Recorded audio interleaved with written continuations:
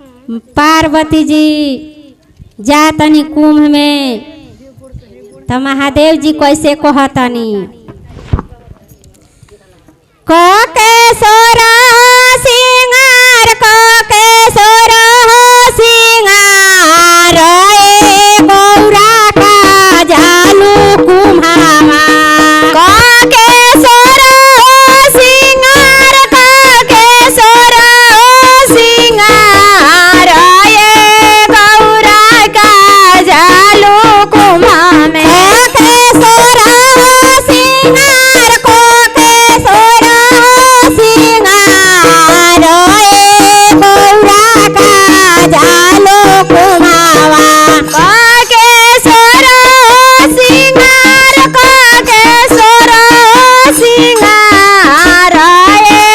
गौ का जालू कुम्हा में रावे में बाटे गौरा पीसे के भंगिया घरही में बाटे गौरा पीसे के भंगिया घरही में बाड़े गौरा पीसे के भंगिया घरही में बाड़े गौरा पीसे के भंगिया घरही में बाड़े गौरा पीसे के भंगिया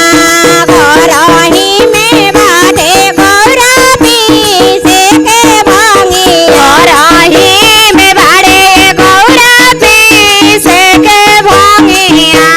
घरही में बाड़े गौरा पीसे के भंगिया के सोरा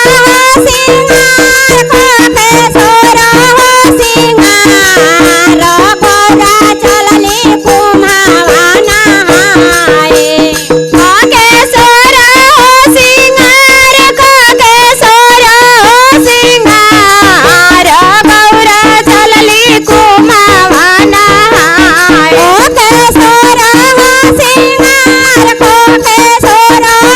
सिंगार गौरा चलली कुम्हावा नहाए के सोरा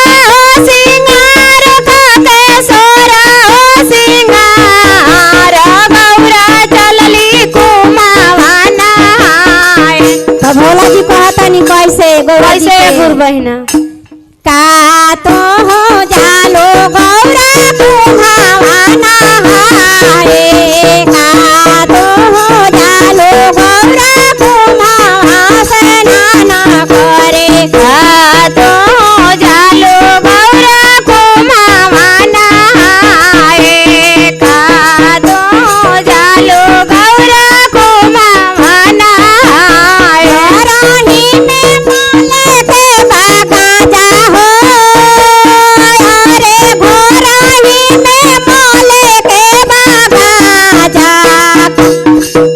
रे घोराही में मोले के बागा जा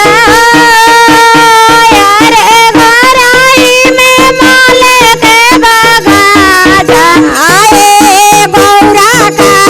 जालो कुम्हावा गौरा का जालो कुम्हावा घरही में सानी गोत के बाहो अरे घरही में सानी गोत के बा घरही में सानी गोत के बा अरे घरही में सानी गोत के बा आए गौरा का